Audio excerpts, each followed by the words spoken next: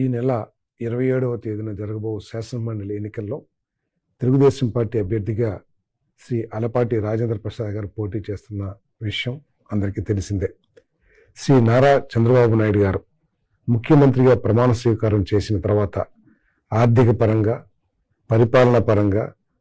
అభివృద్ధి పరంగా రాష్ట్రంలో వ్యవస్థలన్నీ కూడా కుప్పకూలిన పరిస్థితుల్లో ఈ రాష్ట్రాన్ని తిరిగి గాడిలో పెట్టడానికి, రాష్ట్రాన్ని అభివృద్ధి దిశగా నడిపించడానికి ఆయన చేస్తున్న కృషిని అందరం కూడా గుర్తించాల్సిన అవసరం ఉంది. రాష్ట్ర ఆర్థిక పరిస్థితి సహకరించకపోయినప్పటికీ కూడా గత ప్రభుత్వం రాజకీయ కారణాలతో, రాజకీయ కక్షలతో ఎగ్గొట్టిన 1647 కోట్లు రైతుల బకాయిలను, విద్యార్థుల ఫీజు రీయింబర్స్మెంట్ బకాయిలను,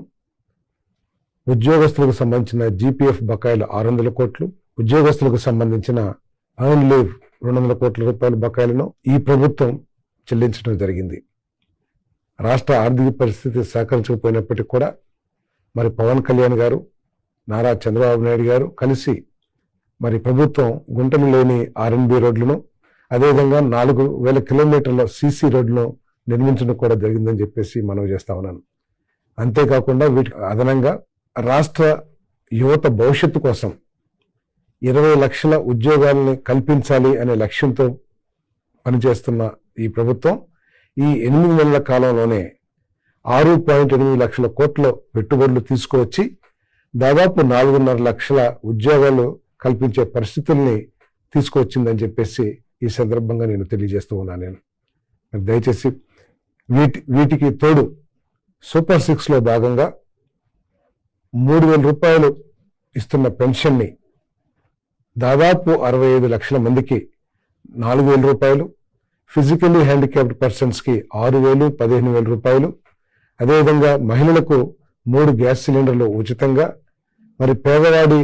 ఆకలి తీర్చే కార్యక్రమంలో భాగంగా అన్న క్యాంటీన్లు కూడా ప్రారంభించడం జరిగిందని చెప్పేసి నేను మనవి చేస్తా ఉన్నాను. లక్షల మంది భవన కార్మికుల జీవన భృతి కోసం, నిర్మాణ రంగ సంక్షేమం కోసం ఇసుకని మరి రాష్ట్ర వ్యాప్తంగా ఉచితంగా ఇచ్చే కార్యక్రమం కూడా ఈ ప్రభుత్వం తీసుకుందని చెప్పేసి మనం చేస్తా ఉన్నాను. వీటన్నిటిని దృష్టిలో పెట్టుకుని మరి ఈ రాష్ట్రాన్ని గాడిలో పెట్టడానికి కష్టపడుతున్న చంద్రబాబు నాయుడు గారు కూటమి ప్రభుత్వాన్ని ఆదరించే విధంగా తెలుగుదేశం పార్టీ అభ్యర్థిగా పోటీ చేస్తున్న మంచి వ్యక్తి, మంచి వ్యక్తిత్వం కలిగిన వ్యక్తి, విద్యారంగంలో అపారమైన అనుభవం ఉన్న వ్యక్తి శ్రీ ఆలపాటి రాజేంద్ర ప్రసాద్ గారికి తమ అమూల్యమైన ఓటుని వేసి గెలిపించవలసిందిగా ప్రార్థిస్తున్నాను.